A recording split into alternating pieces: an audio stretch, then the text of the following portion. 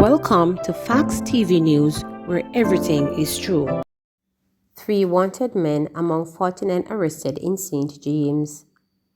3 wanted men were among 49 persons arrested by the St. James Police in recent 14-day search operation across the parish, and several slapped with charges including murder, shooting and rape. We saw an increase in serious crimes over the past 2 weeks, and our response was in the form of a search operation, Senior Superintendent Vernon Ellis, who heads the St. James Police Division, reported. The operation, which took place between March 29 and April 12, was supported by various arms of the police force and the Jamaica Defense Force. The 3 wanted men, 32-year-old shop owner Karen Fox Johnson, 25-year-old farmer O'Shane Poyser, and 35-year-old swimming instructor Kenneth Durant Robinson, turned themselves in on March 30 as the operation intensified, Ellis said.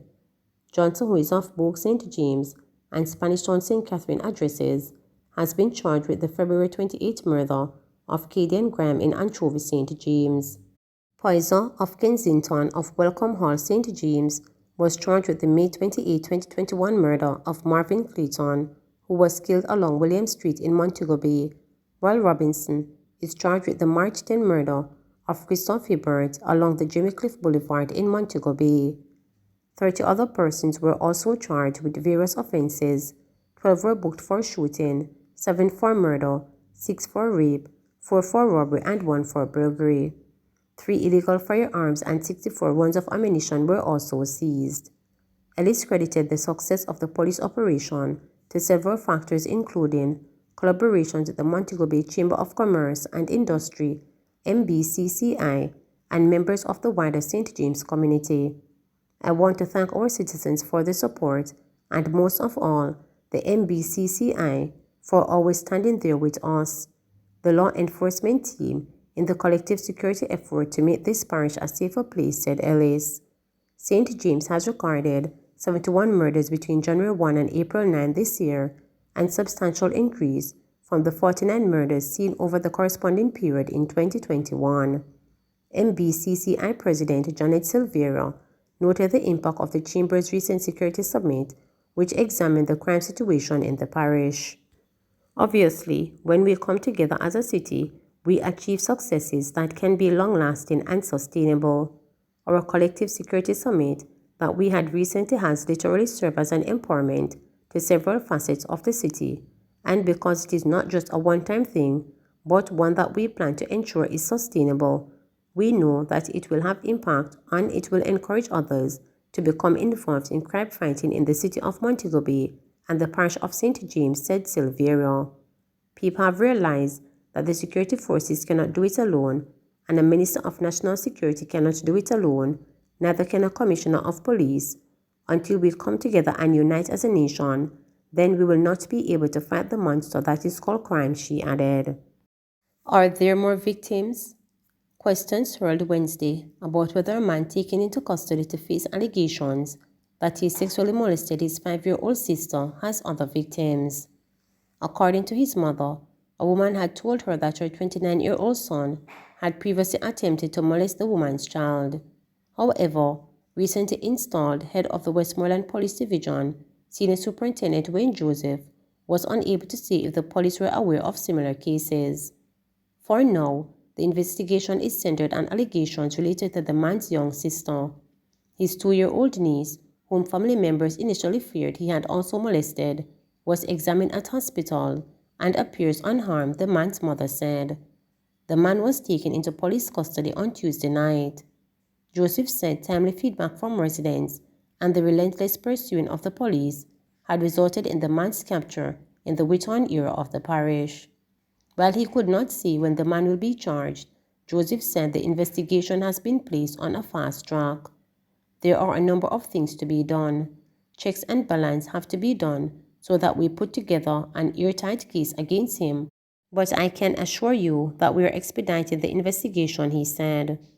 The lawman said the incident should serve as a deterrent to people who may want to commit a similar offense.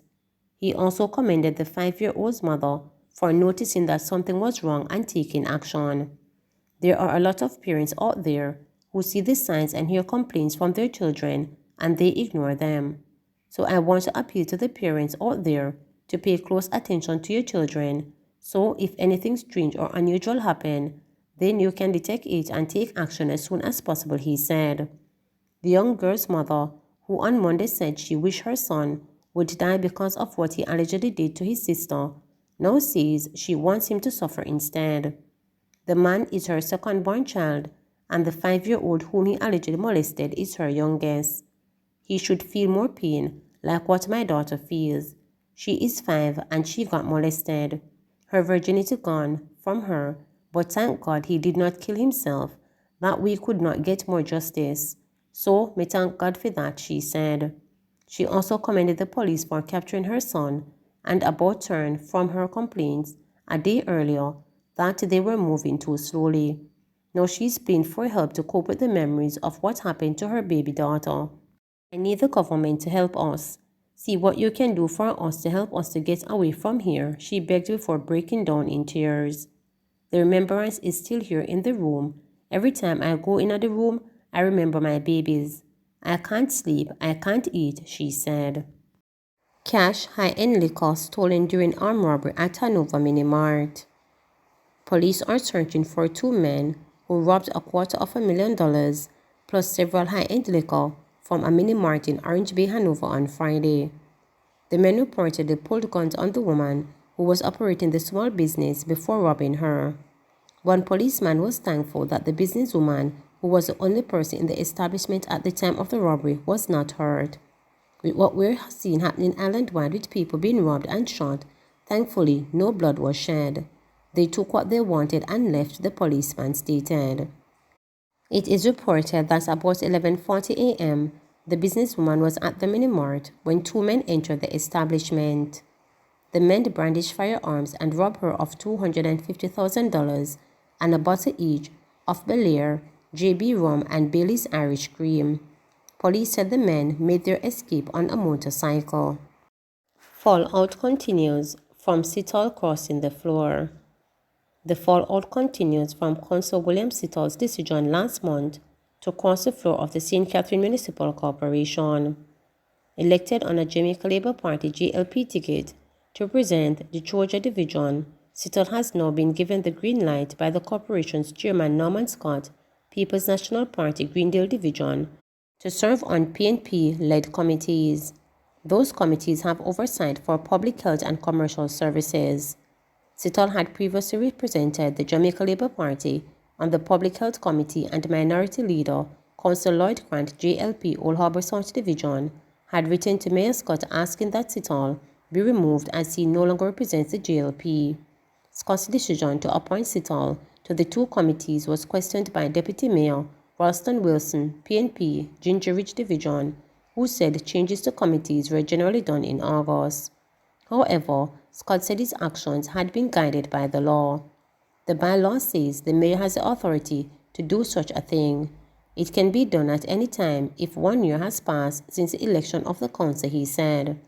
Sital, a sometimes controversial councillor, was sidelined by the JLP, which cited a lack of performance for its decision not to allow him to represent the party when the next local government election is called. However, Sital told reporters that support from the party's leadership had been inadequate. I never received much constituency support from the JLP hierarchy while I was councillor, he said. I only had received 40 care packages from the Member of Parliament, MP Carisha Morrison, since she took office, he said during an interview after the municipal meeting. He also said he had been wrongfully blamed for a protest staged by residents. It is said that I, along with my female executive officers, organized a demonstration in the division, which was totally fictitious because I was never a part of it.